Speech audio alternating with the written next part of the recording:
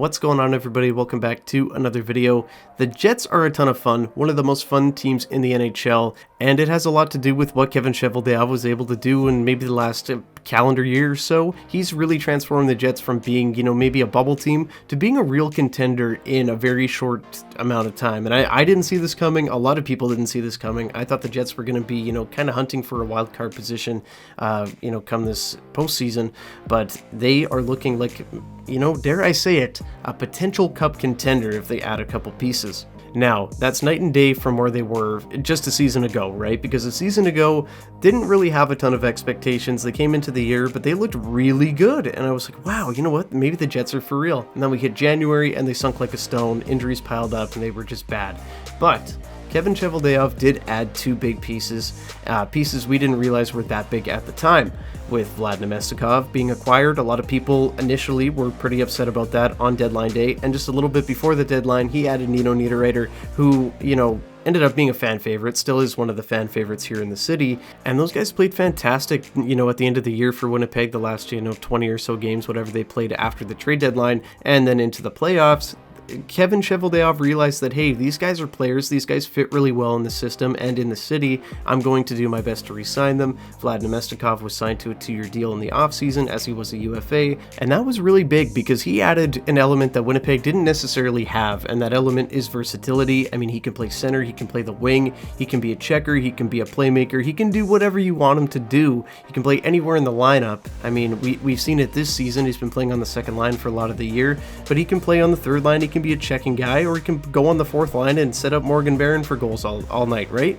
I really like the addition of Namestnikov, and I'm happy that we kept him around as, more than a rental. Speaking of guys that I'm happy we kept around, it's Nino Niederreiter. I mean, he had one more year left on his deal heading into this season. He would have been a UFA at the end of it, and Kevin Cheveldayoff and his agent hammered away at a deal, and they signed Niederreiter to a 3-year deal worth $12 million total. That is so big. Because, look, Nino's one of those guys that you like to have in the playoffs because he can score, he can play the body, he can just be mean straight up. He's not, maybe a game changer or anything like that, but he's definitely super hard to play against, and that's what you need down the stretch.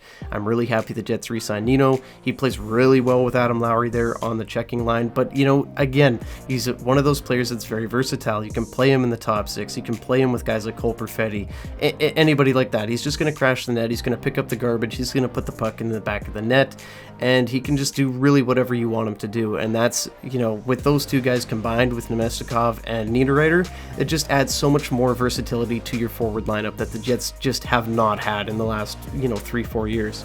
Now, those are great additions, but we're going to look at some subtractions now, as Blake Wheeler was bought out by the Jets, longtime captain. He's just not that guy anymore. They buy him out. He goes to New York for a 1-year deal, and he's playing, bottom 6 minutes for them now.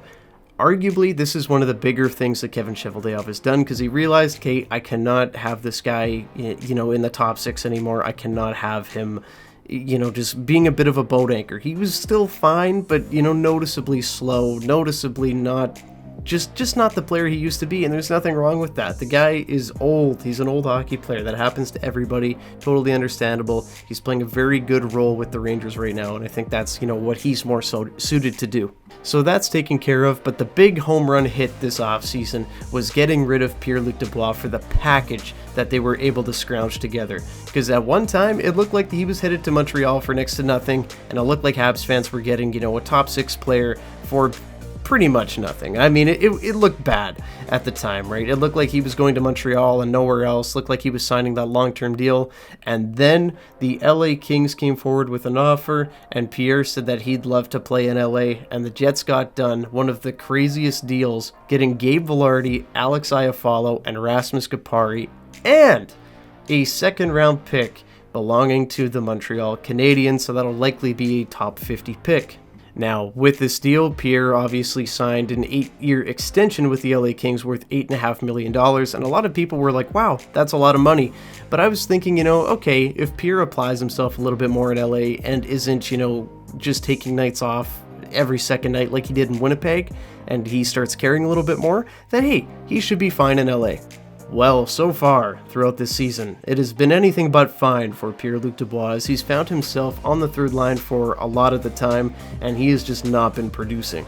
27 games played, 5 goals, 7 assists for 12 points. That is rough. And that's just astonishing to me because, you know, the guy's got so much talent. He's so big, he's so strong, he's got definitely an offensive nose for the net and everything like that, but he cannot figure it out. I don't know why. Just 5 goals through 27 games is crazy. I would have never predicted that. I thought that he was going to have a really good season. Of course, he was acquired by LA to be a top 6 player at the very least, if not a number 1 centerman, and he just definitely has not been living up to that hype anyway. I mean, you can argue that he's never really lived up to the hype in his career, but now that he has an $8.5 million price tag beside his name for the next 8 seasons, you know, it's amplified a little bit more now, and people are starting to get on his case a little bit. A lot of people are starting to wonder, hey, why did we make this trade over in LA, right? A lot of the fans are starting to wonder, would having Gabe Vilardi, Alex Iafallo, those guys in the lineup make more of an impact than Pierre Luc Dubois? You know, that's a fair question, I think. And if you turn the page, look at the Jets, it was really unfortunate to see Gabe Vilardi go down in Game 3 of the season against the LA Kings, but now that he's back, he is lighting the world on fire, especially since Kyle Connor's gone down. He's got elevated ice time. He's been playing on a line with Ehlers, Scheifele, and Connor, and that line has been lights out.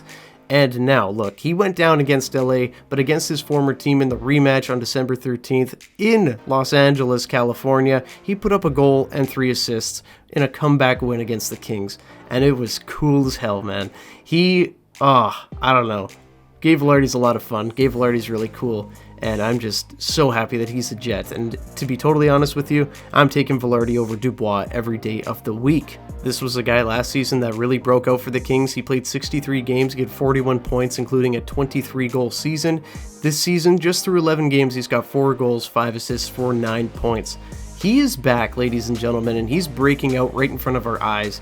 And on that first line with Scheifele and Ehlers, it's a match made in heaven, and I don't see the success stopping anytime soon for Gabe Vilardi, and I think a lot more people are going to start talking about him as the games go on here. Another player added to this trade headed to Winnipeg was Alex Iafallo. So far this season, he's played 29 games and put up 15 points. A lot of those points were put up at the beginning of the year. He went through a little bit of a drought, but throughout the last few games has started to find his point production again and has been looking a little bit more involved as Kyle Connor has gone down, and he's been able to step up and be a really solid middle 6 player.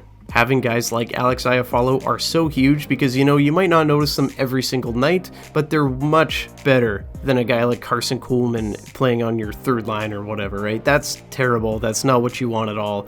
And at the end of the day, you're not going to win a Stanley Cup with Carson Kuhlman in the lineup, let alone on your third line.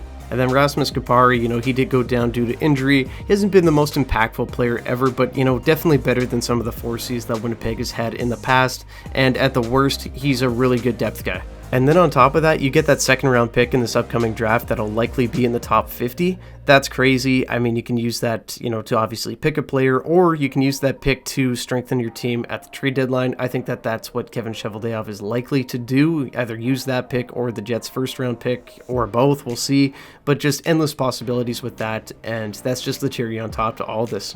Now, you can call me biased for sure, but the Jets have won this trade thus far anyway, because if you look at it, the Jets got a player that's comparable, if not better, to Pierre-Luc Dubois.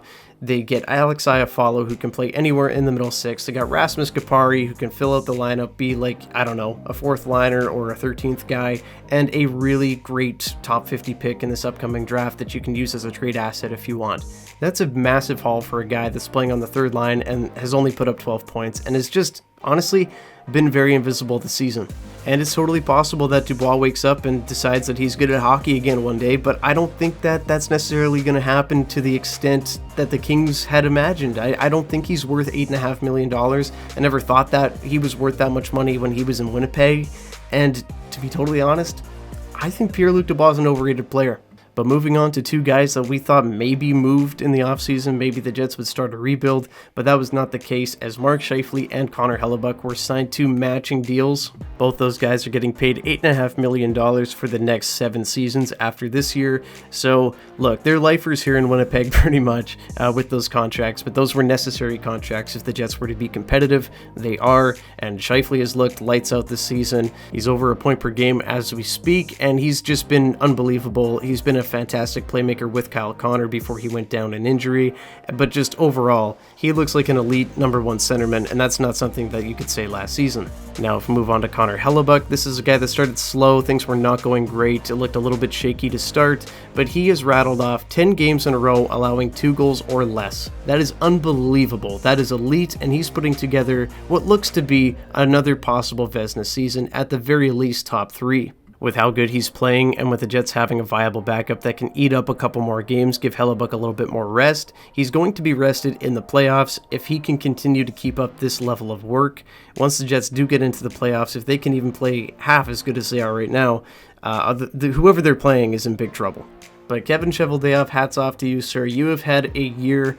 I'm very critical of Kevin Cheveldayoff and some of the moves that he has made over his tenure in Winnipeg, but over the last year or so, he has done a great job. Sometimes I wish that he would take a bigger swing like last trade deadline, but at the end of the day, picking up Vlad and picking up Nino Niederreiter, those guys couldn't have worked out better. They're big portions of the lineup. They're big pieces for Winnipeg this season, and everything that he's done, all the guys that he's added, Namestnikov, Niederreiter, Vilardi, Aalo, Kapari, they're all huge pieces into what he's building right now, and the Jets may only be a couple pieces away from being, something truly great. But that's where I'm going to leave it, guys. Thank you so much for watching. As always, leave a comment down below what you guys think about the video, what you guys think about Kevin Cheveldayoff and the moves that he's made. What was the biggest one that he made? What was the most impactful for you? What was your favorite? I want to hear it from you guys, so leave that down below. Now, with that said, guys, leave a like and subscribe to the channel if you haven't already, and I'll see you guys in the next one. Go Jets, go!